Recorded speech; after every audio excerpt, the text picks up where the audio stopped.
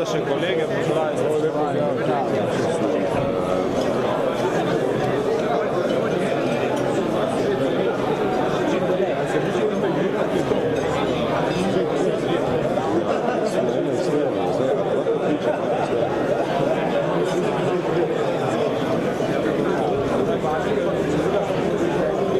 Kaj praviš?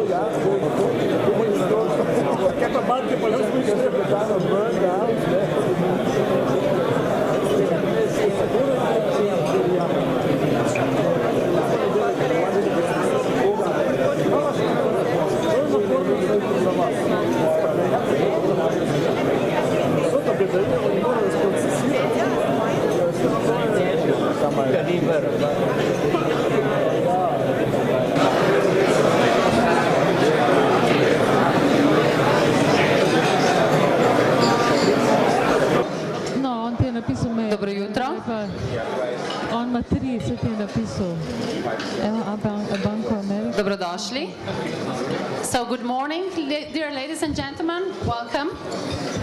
So pleased to see you, so many of you. Though I need to tell you that when we talk about privatization, I kind of can relate. First the question, how many of you did see the movie Groundhog Day? Groundhog Day? Remember, there's a guy who comes to a little suburban town and he keeps waking up in the same story all over again. And to be honest, when we talk about privatization and we do it at the business breakfast AmCham, I kind of have the same feelings. So I can feel that he's kind of traumatized, and he thinks, okay, can I wake up, please? So today I hope it will be the wake-up morning session, and that's why I'm really happy to see so many of you, and I hope I can promise that this is the last time that we are having this topic, and then we'll rather discuss the corporate governance and the great new investors and so on. So let me first thank to the Yuri and Deloitte for supporting today's event and being partner. It's great to have a great partner. And Yuri, you told us why you think, although so many times told this story, why it's important that we still talk about it. So let's see.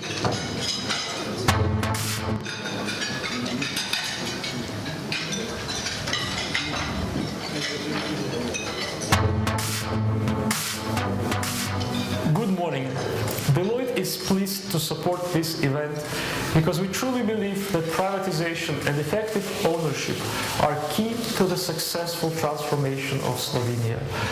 After a 20-year-long experiment of trying to build a unique state-owned model of the economy, most people in the country have now realized that the experiment has failed. The sale of state-owned companies, especially non-performing ones, is fundamental for increasing the competitiveness of the Slovenian economy and attracting foreign investments. Unfortunately, some populists still continue with political demagogy on national interest, despite many cases of mismanagement and corruption in state-owned companies, which resulted in additional burden for the Slovenian taxpayers. We hope that after 2 decades of lost opportunities, Slovenia is now ready to do what's right for the country, which is effective ownership, healthy corporate governance, favorable business environment, and openness to the outside world. I truly hope and believe that Ljubljana can become not only the most beautiful, but also the most successful and business-friendly city in the world. Thank you and good luck with your event. Have a good day. Thank you, Yuri. This is a great vision, and I really hope that we'll be talking about vision in the following breakfasts. But today we have great guest panelists, and of course the great moderator who will drive you through this. So let's see who are our guests. But also I would like to thank Nevenka Trešnar-Perger, because I know that she will give you the in-depth views on privatization, but also the great questions. So let's see who are the guests, and then enjoy this morning.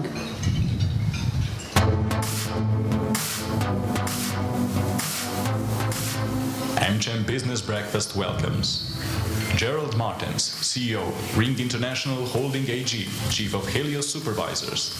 Despite significant challenges in the global market, Helios was restructured successfully. Douglas A.K. III Duck, Managing Director at Olbo Europe Sarl, brings development and employment security to the employees of Olbo. Janko Medja, MBA, CEO, NLB, introduces changes in the system and in the mindset. Matej Runjak, Member of the Management Board Slovenian Sovereign Holding SDH, professionalism and transparency, but also problems due to unclear instructions. Metod Dragonja, State Secretary, Ministry of Finance of the Republic of Slovenia, leading the Slovenian privatization strategy. So, please join me.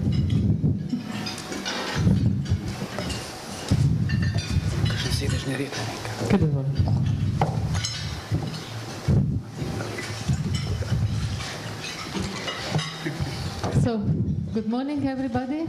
Good morning, dear distinguished guests. As mentioned, the question of privatization has been heavily debated, particularly lately with 2 different groups for and against privatization. And this topic is gaining attention as well as volume, particularly after first signs of a weak economy recovery.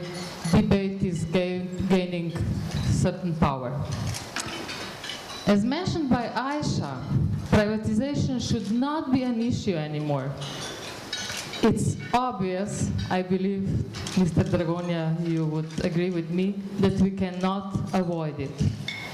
And as Minister Mamor has said in Washington these days at the IMF meeting, despite economic recovery, we still don't have any reason for opening champagne. We have to go on, that are his words, with the privatization. He also said that we are a success story, but are we really? Isn't that a little bit too early to say? So instead of talking about the advantages and disadvantages of privatization, we should focus more on better corporate governance, on creating new jobs, openness of the economy, innovation, efficiency. And of course, to achieve this, we need good owners and good managers.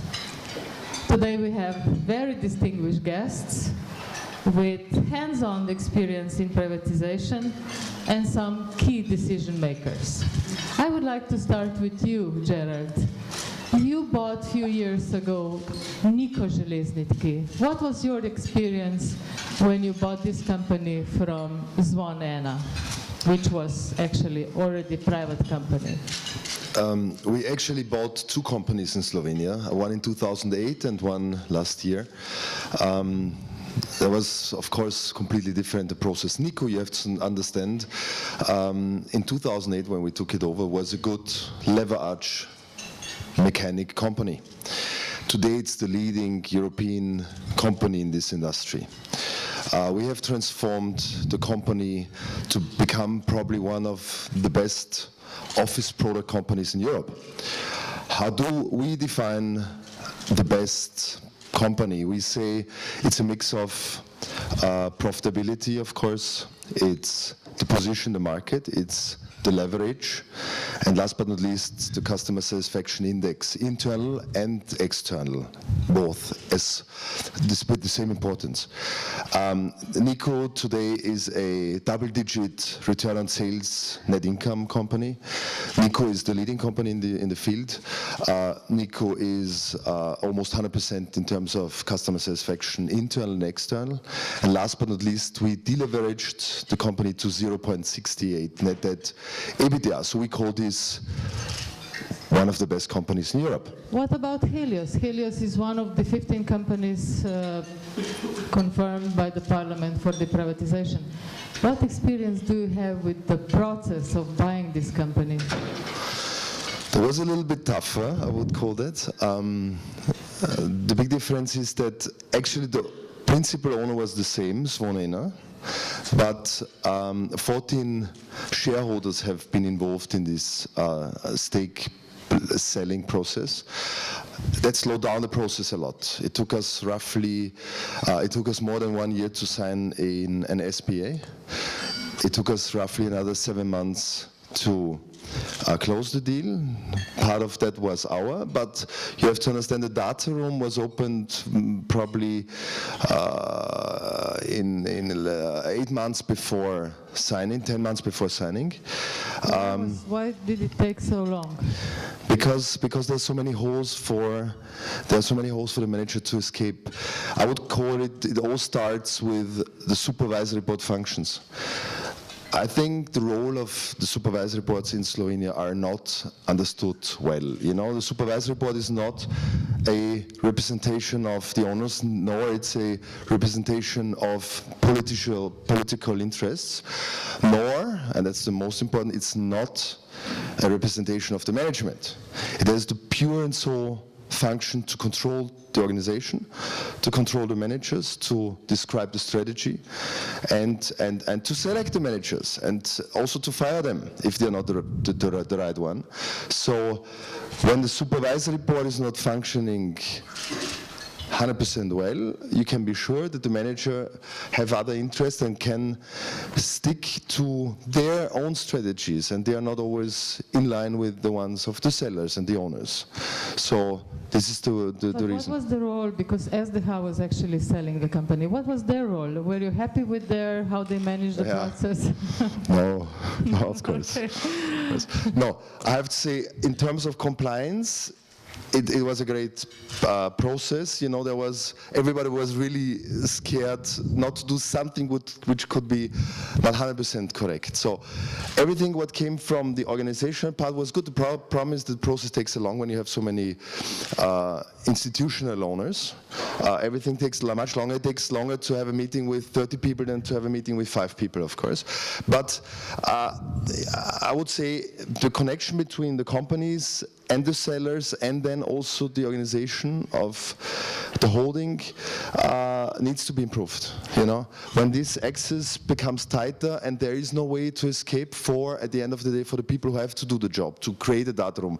We got the last information out of the data room a week before closing. That was roughly 1 year and 3-4 months after they started with the data room. So it took more than a year. It's just a matter of, you know, how do you want to do it and how much pressure do you do on the people who are driving this process? The sale of Helios was also heavily debated in the media, and you had some problems with trade unions. How you dealt with that? You like this question, huh? No, actually we started to fight this a lot. We then realized that it's not that clever. You know, the problem is also there are some newspapers, I don't want to say which ones, you know, but there are some newspapers who don't care if they show their couleur, let's call it.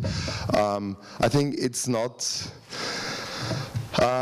It's probably not the job of the newspaper to judge whether this company should be privatized. You know, it should be more to report about what's going on, right? And it needs to be the job of the owners. It needs to be the job of the politics.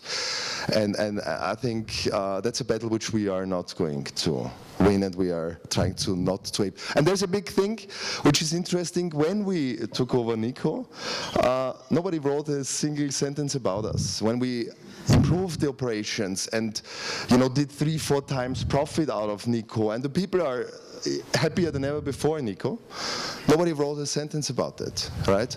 But on the other hand, they wrote. And when we became the Deal of the Year award, that was a big one in London, you know, the M Advisor, 160 companies involved. We have been selected by the most difficult deal in a very difficult environment. Nobody wanted to write something about that. So this is more or less the media picture in Slovenia. Mr. Runjak, you are responsible at the SDH for the privatization processes. Could you put what you heard from Mr. Martens about the process in a broader context? Is the same happening with the other companies? Why the processes of privatization of the list of the companies, 15, which you are dealing with now, is taking so long? Yes, good morning to everyone. Of course, I mean, part of the problem is, or I mean, how should I say, the centralization of the state-owned assets is a key issue, I would say. And it's much easier to run the process if you have, let's say, just a few decision makers and negotiators. Then I guess this is part of the problem. And in case of Helios, this was mainly, you know, the obstacle. Why the process took so long. So I would rather take another process, which is airport, Aerodrom Ljubljana. I mean, this was highly successful just because, you know, we managed to let's say to move extremely quick. We were good organized, and also it was also a very attractive asset, so I have to say. So I mean, it's always the question. You have in every process there is a lot of other stakeholders, also trade unions, I don't know, public, and so on, and it's already difficult to manage and try to combine all the interests from all of them. So if you have, in addition, if you have many shareholders as well, then it becomes more and more complicated. And how difficult are for you different political statements which endanger a little bit the sales processes, which we saw, for example, with Telecom? I mean, it's part of the macro environment, I guess. So it's of course not. It's difficult for us, I have to admit. I mean, what should I say? We all know this, but that's, I guess, part of the culture and part of the world where we are. So yeah, but because of that, we are not selling, or you are still hopeful to sell Telecom?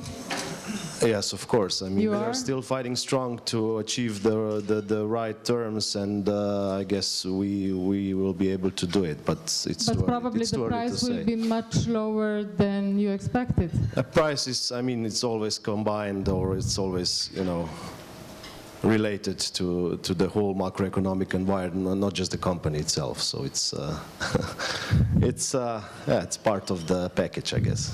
Mr. K, you represent a little bit different case from Helios. You bought Pinus Race from Bank Asset Management Company, so it's not really a privatization, but you bought the claims of the company which was previously privately owned as well.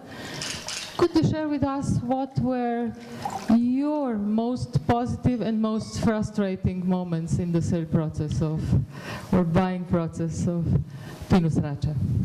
What was good, what was bad? What was good, what was good, what was bad? Good morning, everybody.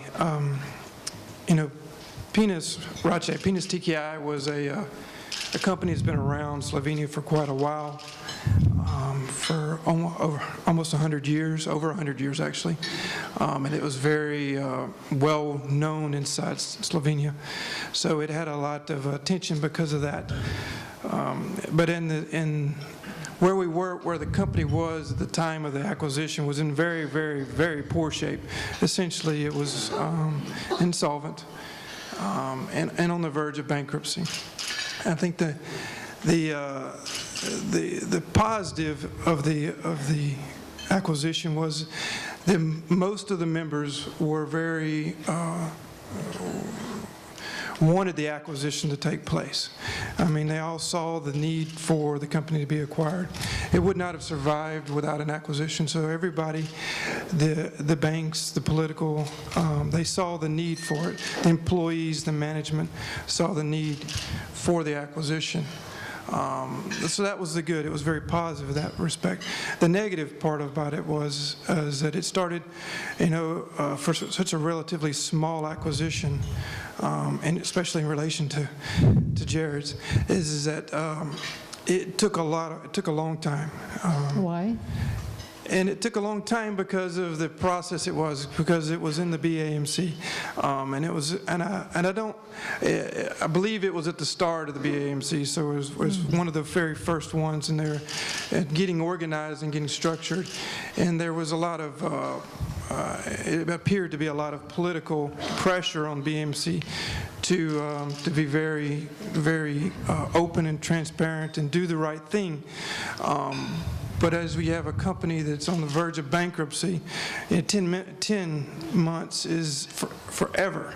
And in the end, we got to a point where we actually had to, as a future owner, invest in the company before the acquisition even took place in order for the company to survive. I think once the acquisition process really was, and everybody got on board, and BAMC got on board to do the acquisition, it went along, but it just took so much time. But you didn't have any problems with the media or local community or trade unions? They welcomed you in the local community? The employees for sure welcomed us, okay. Okay, the employees had not been paid in several months, so they were they saw this as an opportunity to continue their job, have some place to work. So I think they were very receptive. The management was very receptive. It was a different type situation than Helios. The political, we never really experienced any negativity until the very end, and when we had to, there was some state owned debt involved, in which that became an issue at the very end, in which there was some, I guess, politics involved in whether or not the deal should go through because of that. And that was the only real negative. From the media standpoint, they were mostly just concerned about how much the deal was. You know, that was really what their main concern was. Well, I'm not sure that was the right interest, but anyway. Thank you. Mr. Medja, you are the CEO of the 100% state-owned bank, which is under the restructuring and preparing for the privatization. How successful is your restructuring? How well you are prepared for the future privatization, which should happen actually very soon, till the end of 2017? Well, also from my side, good morning everybody first. It's good to see all these faces here that we know so well. We've been doing this restructuring now for 2-3 years, and it's good to remind ourselves that management always has as the first duty to keep the company breathing. You know, you could say in the first stage, regardless of who the owners are. The problem then, of course, arises when you have to or want to go to the next stage, where you're starting to ask yourself, how am I going to be more competitive? What bigger steps can I take, or do I have to take? Where do I invest? How do I allocate my capital? When you then come, of course, to the speed and efficiency and effectiveness of the ownership as well. But in terms of restructuring, as you know, we have done a lot in the bank because we are a company in restructuring. So I wouldn't even go into everything from HR restructuring to costs, 2 years in a row, quite a steep optimization, one could say, to going back to the market, back to the clients, to actually changing the mindset, as you so well put it before. These are all normal things that the management must do, and in our case really had to do, and I think we did it well. We're not at the end of the road, so there's still work to do. And of course, because NLB is in a 25% market share position in Slovenia, also quite strong in other markets where we operate, we have a leverage effect on the economy, of course, and because the corporates needed restructuring, we have put a lot of our efforts and our best people into the restructuring of financial state of the companies, where we always say we will do everything that we can for the companies that we deem can again be viable. Whether or not they have to be privatized, in a lot of cases they have to be privatized as well to be viable. And we will do everything to help them stay alive with financial restructuring for as long as it takes for them then to do the business restructuring. Of course, we have to see the will and the determination to do the business restructuring in order for us to keep investing. But we still hear a lot of, let's say, comments that banks are not giving loans. Or is this the same case with you, or is there a scarcity or a scarce of good projects to finance?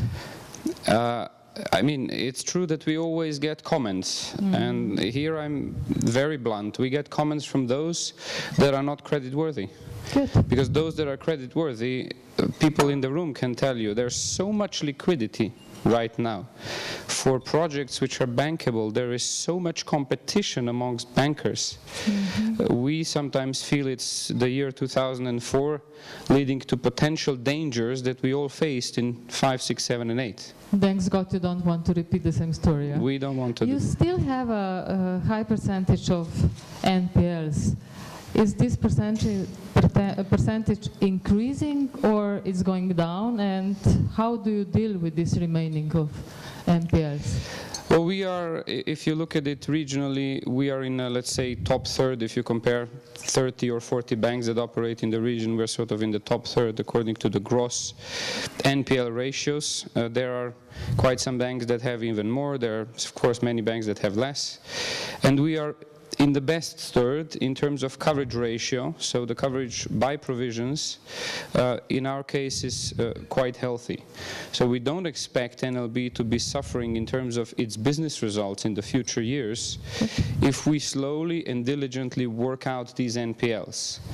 If, however, there would be a reason to sell portfolios of NPLs, and there's huge interest right now in the market. You know that there's international community funds, investors looking at non-performing loans. They want to purchase them. They want to go about collecting that themselves and restructure then those companies and so on and so forth. If we were to decide to decrease this much faster, of course there's a trade-off. The faster you want to sell, the more discount you are going to have to face. So for us, this question question is a question of the right balance.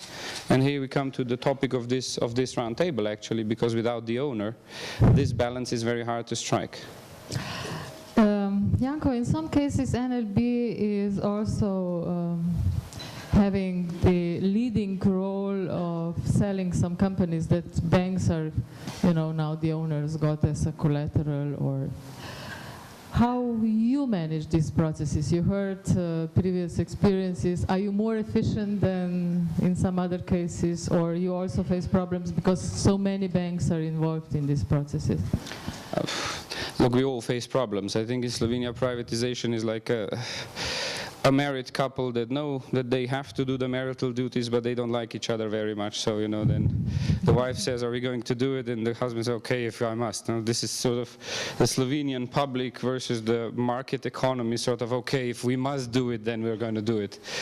But there isn't really any love of our society yet. Hopefully this changes to the principles of market economy. We're still getting there. We have 50 years of other values behind us, and I think all of us in these processes have to take very careful account of that. This means that we have to invest more in communication and always base everything that we do on sheer professionalism. I think that's the common denominator that we can all use. What is a professional best practice approach? But very often it happens, and I believe you have the same experience, that we start the process and we stop it. And that really gives very bad image and very bad messages to the international investment community. So do you, do your best in the bank when you have in hold sales process to really finish it as well in efficient manner? Well, we, of course, if we make a decision, then we, at NLB, we stick to that decision. We try to do it professionally. But I have to tell you, we, in the privatization or sale of company processes, we are very rarely, as the NLB, the leader of that process. We are usually 95% one of the stakeholders, like 10 or 11 sellers, and we simply have to professionally cooperate with everybody else. And I have to say, I slightly have to say 2 points where I maybe disagree with some opinions. One is that we have not done enough and that we are at the same topic. It's true, it's hard and it's going on for years. But hey, in 2014, a lot was done. Just count all the numbers of things that were actually in the end done after long years of hard work. Mm-hmm. So I think we should actually take some pride in what was done and stick to our guns and do the job all the way through. Mr. Dragonja, now I would like to ask you to comment first on the processes which were presented here. Are you satisfied how these processes are managed, or you would do something differently? Good morning to everybody. Is this okay? Yes. It is. Good morning. So I'm not here to comment individual transactions. So my role is more actually strategic, to drive the process of the state privatization and of the governance, the state-owned enterprises. So we are putting our best effort to provide the smooth progress of this process. There are a few clusters which are, or few fronts which are opened at the same moment. One, they are state-owned assets, which are mainly actually privatized by Slovenian sovereign holdings. Second, there are quite many private transactions, which are also very important for this environment, like the last one, which was the Pivovarno-Laško case, or last year Mercator case. These are big privatization cases which were closed in relatively, so maybe not so straightforward way, but they are successfully closed to the satisfaction of the investors and to the satisfaction of the sellers. And the third front we have is BAMC, with the bad bank, where the process is running also now quite smoothly. there are specifics in each one of these three segments. So we have here the case where assets were, the equity was sold also by the SSH, which is the Helios case. We have the case when the exposure was sold from bad bank, and also the tax exposure from the government, which is Pinos case. So we have different cases, and we have here potential candidate NLB, which it was already also announced, and it will be part of the asset management strategy that banking sector, which is one of the main segment of the state-owned assets, is also progressing, and NLB is one of the candidates also to be on the track for more complicated and specific way of privatization, which is in front of us. You mentioned the new strategy, and I'm sure that most of the people here would like to get some information from actually the creator of the new strategy, of the asset management strategy. Could you tell us a little bit more about how far you are, what is in it? From what we read in the media, we have a feeling that the strategy is kind of a compromise, that not much is going to be privatized, what is left in the state hands. Is this the right feeling or it's wrong? Could you share a little bit more about that with us?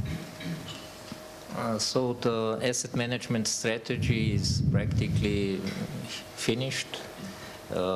We had an open public debate running for more than a month with different participants actually providing their opinions, suggestions. We received more than 30 different opinions from corporations, which are of course subject to this strategy, from different civil initiatives, from, let's say, also from the professional financial community, from trade unions and so on. So we have summarized this, and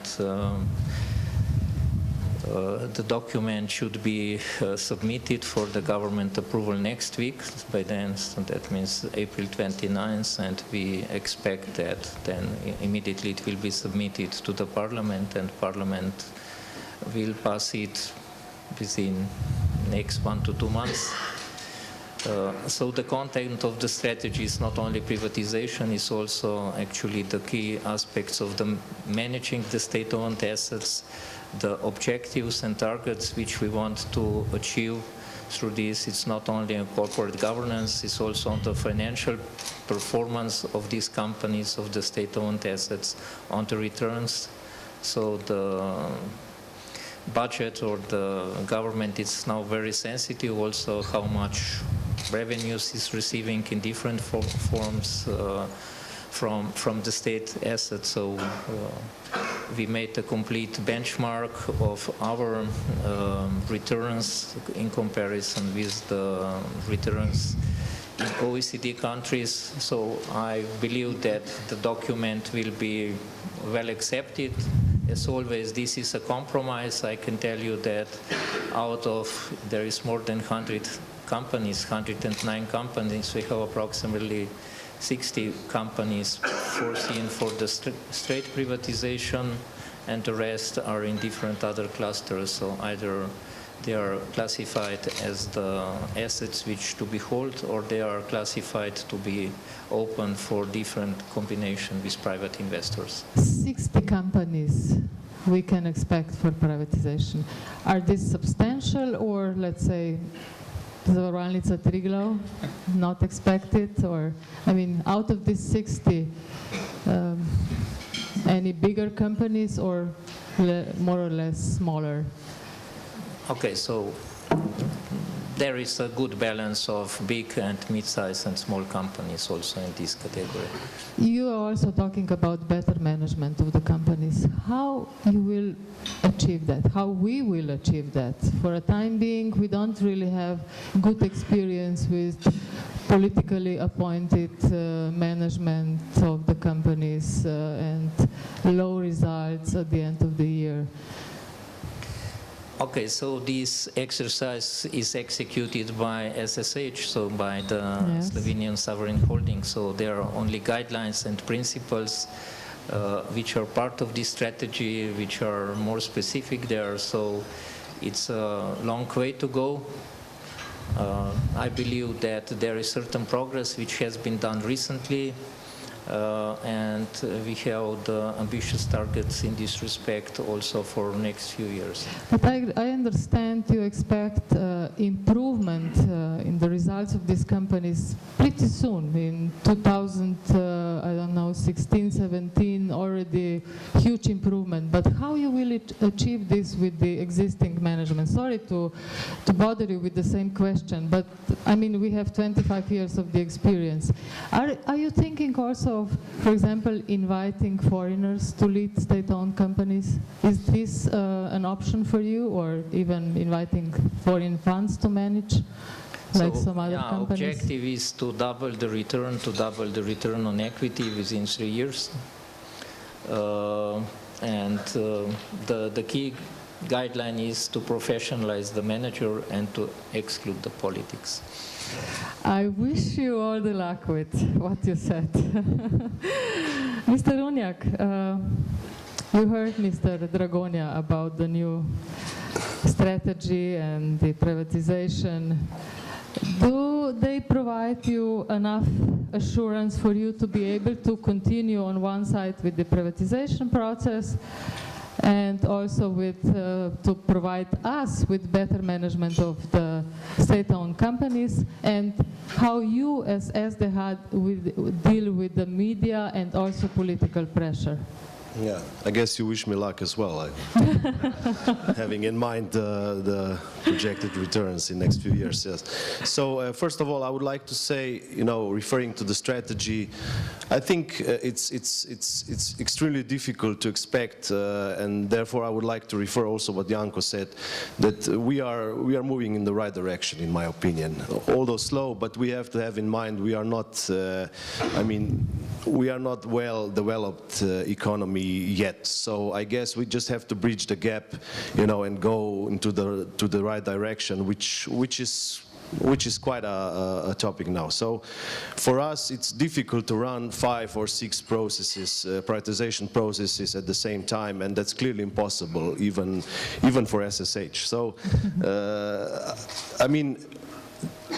the most important thing is to adopt a certain framework, which the strategy is, to make, let's say, to give a clear signal also to the professional international public what we are going to do in the next few years. This is the most important thing for us, also to be able to better manage the companies, which is even more difficult task, if you ask me, as M&A processes, and we'll see how we are going to do it. And another very important topic that I would like to refer to is also we didn't have enough time, having in mind this package of 15 companies, to prepare each and every company for the privatization, and that's extremely important. So basically, we now have a bit more flexibility, especially with the biggest firms, which is clearly the NLB and so on, to make sure that the management's expectations, the supervisory board's expectations, and all stakeholders' expectations are aligned to a certain extent, and that's extremely important, and also to not just. Also to prepare, let's say, the professional public and also the internal public within the company for the process. Matej gave us now a good starting point for further discussion about the privatization of NLB. Janko, so NLB is to be privatized till the end of 2017. What can we actually expect from the privatization? What will be better in the bank and why? What is important for different stakeholders that are involved in the process? What are the goals? And why should we privatize at all? Thank you. We're starting off at a very high-level picture, right? Yes. So thank you for that. I think that, assuming that the strategy is going to be adopted, first the government has to say yes, and then the parliament, right? And assuming, as we have heard or seen in the last few versions, that NLB will be deemed to, let's say, at least go to the market to be floated with more than 51%, which we could then say is a privatization. So far, the intention was that the state would keep 25%, right? If we are going this way, then of course, it's not for me really to answer why the privatization at all, and we've spent really a lot of years and words on that. So I think even the Slovenian public has said many times, why don't you just finally privatize this bank and some of the others as well. What are the possibilities? Of course, there's a possibility of a straight industry sale, an M&A process to another banking group, which currently in the market circumstances seems really unlikely. So we are in a region that is not, you know, the brightest star among the regions where investors look to. We are in countries, former Yugoslavia being countries which are fragmented and small, and it's very difficult for a regional group to really standardize as an international group would expect to. So we don't really see a lot of interest of banking groups, international ones, to buy banks in this region. We see this problem from Serbia to Slovenia. So usually you really get very limited interest at this point. Then some of the interest you get from private equity funds, but it is probably unlikely that the regulators would allow a systemic bank such as NLB to go to a private equity fund, which will only, you know, plan to turn around in 5 years and resell it, right? So the other way, which is sort of an IPO route or a combination thereof, seems more probable in these market conditions. And my main point for that is the following: if we are going to do this by 2017, we have to start now. So we are very much anxiously hoping for this framework, which then allows SDH to set up a plan and actually starts executing that plan. We all know how it starts. You put it on paper, you ask for international consultants to then work with you and actually get on this, let's say, minimum year and a half, but I would realistically say 2.5 years process, in which the key drivers are going to be what kind of story can we present to the investors. And you have a story? Absolutely, absolutely. Could you share it with us? I can share it with you, of course. NLB is going to be steadily increasing profitability for two reasons: because we will be improving the core business, but also because we will be continuing to exit from the non-core businesses, which are now for us more of a cost than a profit. We will continue to focus on our 4 or 5 strategic directions where we will be different than the competition. That doesn't mean the competition won't be successful. They'll just be successful in different ways than we are, which means that we will be investing in small and micro companies. It means that we will be investing in developing in the region. We are one of the, well, or maybe the only regional bank, so we're neither the international group nor the local bank, we're the regional bank. And of course we will be investing in some processes where we want to be better than the competition as well. So we have a very clear story that we can tell the investors, and I can tell you they are anyway coming around very often to see when this process starts. Mr. Dragonja, how the government, and of course you personally, also as an experienced manager, how will you judge the success of privatization? Is the price, let's say, the only criteria, or maybe more future-oriented vision of the new owner or new investor? What is the success of privatization of NLB for you? Value is always the basic criteria. There are of course others, but okay, we should not be idealists in this respect. So, but of course there are other aspects so which should be considered too. So the strategic intentions, the strategic focus of the investors, and so on. So the further plans how to develop the business. So this partially can be also part of the of the arrangements, of the agreements. So if this is a public offering, of course there are different set of documents. But the basic is actually that the new investors are supporting the vision which is set forward from the institution which goes on the market. Will develop and serve the market. Super, very good. Actually, I would like to ask you, in addition to, sorry Janko, but I have to go back to, earlier you mentioned that you are happy with BIMC, which is actually quite an important part of the whole, let's say in a way, the whole privatization story in Slovenia, despite it's not really a privatization. But still, are you happy with the management of the BIMC? Because recently you replaced few members of the board. Do you expect another, let's say, way of doing things in the BIMC? Was that the reason of replacing some members of the board? Okay, so I will reply in this way. So BMC, it's a different kind of animal, let's say, like the SSH, because they are not so actually fierce discussions what should be privatized, what should be not privatized from the perspective of the equity of the companies where the state is involved, is participating. So in bad bank, everything is for sale. So there is no discussion what we will sell, what we will not sell. Good. All the exposures of bad banks are for sale. So this is easier. What is more difficult is that in these institutions the transactions are much more complicated, because there are different mixes of the loans, loan exposures, secured, non-secured, different priorities, equities, and other whatever elements. So there is very demanding process which is running there too, but this process runs much faster because actually its institution is much more independent.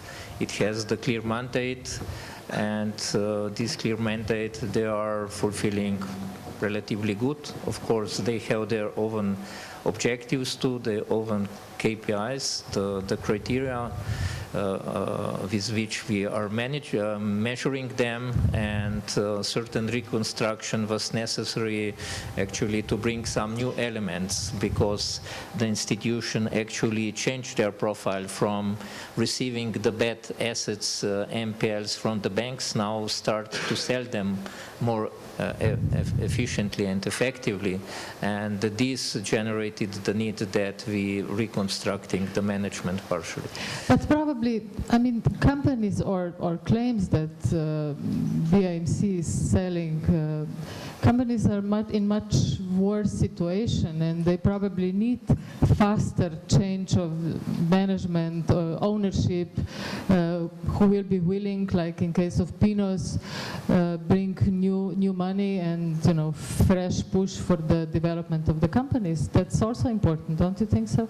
Yeah, it is. That I said. Good. So that Okay, this is different kind of, let's say, state assets, which the state actually received from the bank's balance sheet. So what we can say that BMC is much more active in these respects, but they have also other means actually to sell these bad exposures in comparison to the banks, so which have a little bit more limitations in this respect. But still, I got a feeling during the sale of the last package, ACH, Elan, and that people were surprised why so fast. So, but I congratulate them for this. Mr. Martens, today, would you still say that you made a good deal with Helios? Or are you still happy that you bought it, and what are you doing now with the companies? What is your plan with Helios and also for the wider community? Because very often we hear when foreign buyers are coming and taking over the companies, then all the sponsorships are, cut and no money for the local sports clubs and culture. What is happening now with you in Domžale? I was listening very carefully to my colleagues here. Also, Mr. Dragonja said that the major driver is value, creation of value, creation of money. We think the same way. I'm happy we're on the same track because we came here to create a more valuable company. Just to give you an indication, in the year, in first year of since closing, we have cut in half the net debt, and we have doubled the EBITDA. Right? Wow. I think this is a pretty cool performance. Actually, we paid a lot of money for Helios, 144 million equity, 10.3 times multiple. And that's very high, because the average of our industry would say 8.6. But you need two components for the value. That's multiple and that's EBITDA. And actually, managers have forgotten to create EBITDA. This was our luck. Right? Now we have created, and we have created much more value. And this is why I also want to come back to Mr. Medja, who says if somebody has a good rating, if somebody has a proper company, he will get all the loans he wants to have, and this is 100% true. NLB is an excellent bank. Okay, that's a dinner.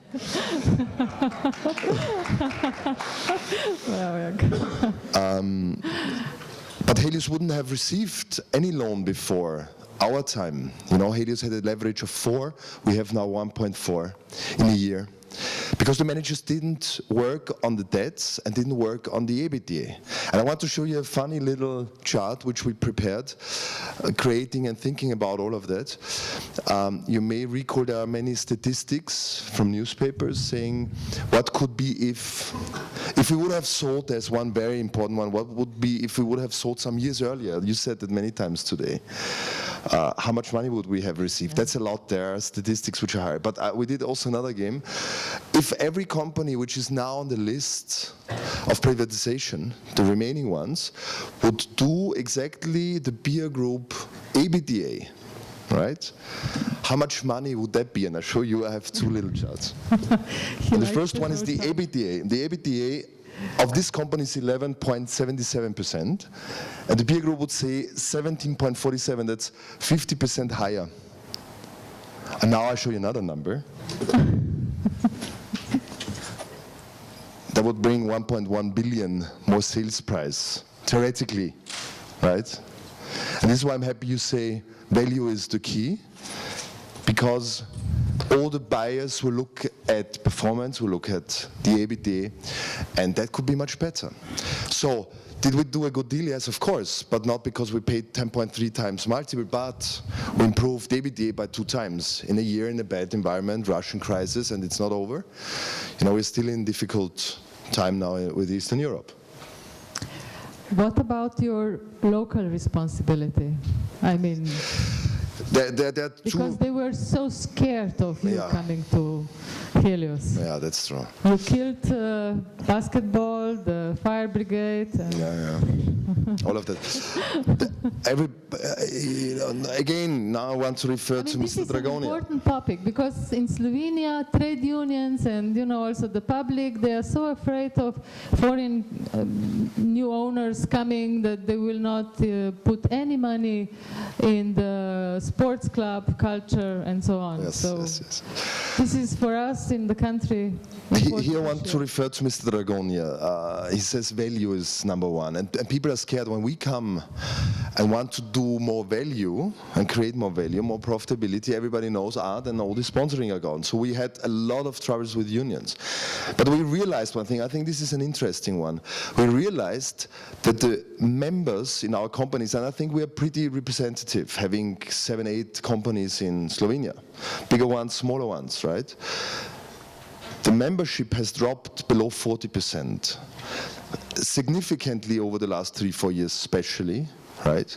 People are not willing and not so keen to go to the union anymore. Now it sounds a little bit strange, but we want them to go to the union. The problem is now, because also Slovenian specialities, people don't love to go to elect something.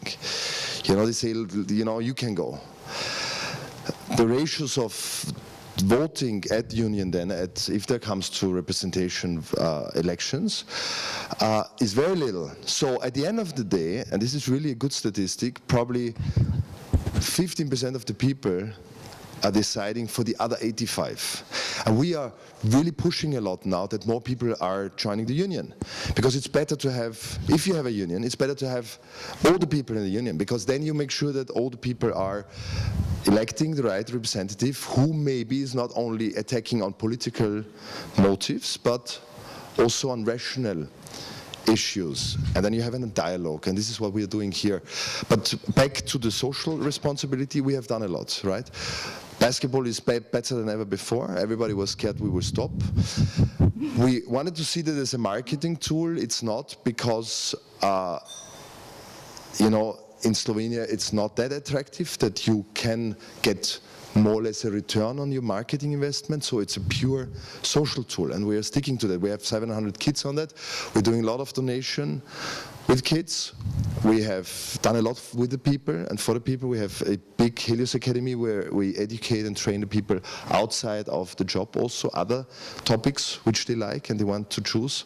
So we are doing a lot, and all together we believe we have done a lot. We are demanding a lot because we want to create a better company. The company needs to breathe, my colleague said in the beginning, and that's what we're doing. And the company needs to be competitive because we are not living in Slovenia only, we have to look outside. You know, the markets are out there. We are a lot represented in Russia, in the Russian areas. We are in Western Europe. We cannot just think about our environment here. Therefore, we need to be competitive also against the big players. And last but not least, you asked me what can we expect. We are much faster than we ever thought we could be, because we figured out that there are many things completely wrong which we can change fast. Beside the synergies, right? So we have put a lot of reserves already aside. We have created a very strong leverage, right, on the company, so we can finance it very well at the moment. So we are looking now for more equity, for new partner coming in, because we will do the next acquisition. And now the cool thing is, this was always the concept. We started 2001 with one company. We, in the meantime, have 25 companies, also office products all over the world. The cool thing is we always take our good managers and take them with us to the next company, so that they integrate. We have here every week 15-20 managers from Austria, Germany, Russia working in Slovenia and around the world, because Slovenia is not the only place where we are. So last but not least, now we can do it with the Slovenian colleagues out of Helios, right? So to finish that now, you can expect that we will grow with our Slovenian colleagues being the managers for the next acquisition which we are doing. And this is pretty cool for Helios. There are not so many examples where a company, a smaller, okay, Slovenian company becomes good in Slovenia, but also internationally. You can expect Helios to become one of the leading, global leading coating companies, for sure. So, Mr. Dragonja, I know you have to leave, but last question for you. What does the privatization mean for you? You were a very important manager in Slovenia who sold Lek. Actually, it was first very big privatization. Do you really, you personally obviously believe in privatization? How successful you are with your environment, with your colleagues at the government level to convince them to believe the same? Okay, so this is big challenge. This is okay. I wish you a good meeting wherever you are going now, and a big success with the strategy, and of course with the execution of the strategy.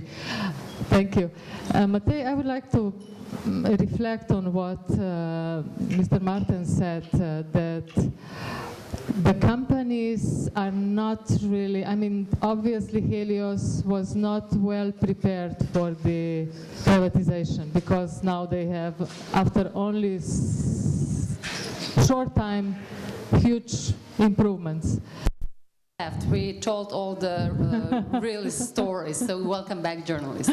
The last question, and then we'll go to the I would like to raise the question to Janko, who is obviously a very good manager of state-owned bank. Do you think we have enough good managers in Slovenia to deal with the state-owned companies or companies in general, or also private companies? I know a lot of excellent managers. Our weakness maybe sometimes is that some of these excellent managers have not been in privately owned companies. Therefore, there is maybe a part of experience missing. But you know, in terms of potential and also doing the job, I think we have a lot of excellent managers. So Slovenia for sure has the same potential as any other country, if not more, because we are flexible and we are open, and we, I think, have a specific pride of, at least the managers that I'm thinking of getting the job done.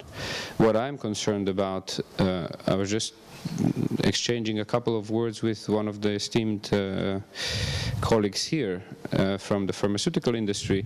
What I'm concerned about is that we are losing a lot of good managers and a lot of good experts going abroad, because the environment is not, well, the most attractive for the best minds in a couple of ways. One, of course, is the fiscal situation with a lot of taxes and social contributions and all of that with no social cap. Mm-hmm. The other one is, you know, a little bit of a depression on the mind, because everybody just talks about bad things, even though we see good successes having happened in the last couple of years. I think we have to constantly remind ourselves that we have succeeded and we have done some things, especially in the last couple of years, and we should start forgetting the previous 5 years and start looking forward.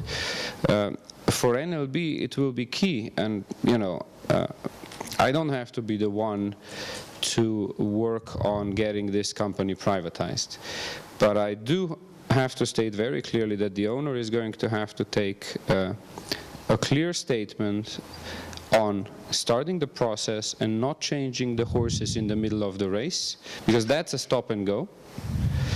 And of course it will also be very clear about what is the motivation for the management to undertake this huge project, which basically depends on the owner and the management, right? I know that Aisha is rushing, but one question for Matej. What about the other companies you have from the list of 15?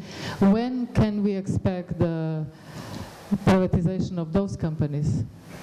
Yeah, I can proudly announce that we are going to sign the SPA for Žito today. Unior and... Yeah, Unior is a specific case. It's a very attractive company, but as you know, it has a lot of different business fields that I guess have to be separated first. So we will take a bit more time there to make the company, viable for the process. So no new cases soon? I don't know, it's not the question. Okay. So I hope there will be some new cases soon, especially the biggest one. Okay, thank you very much. So if somebody really has a burning issue to ask, the first question we take, and then I guess we need to stick to the time. I'm the timekeeper. Yeah, so anybody would like to ask a question? Many questions were answered, and I really hope that in the future we'll see more successes. And as Janko said, we want to be on a positive side.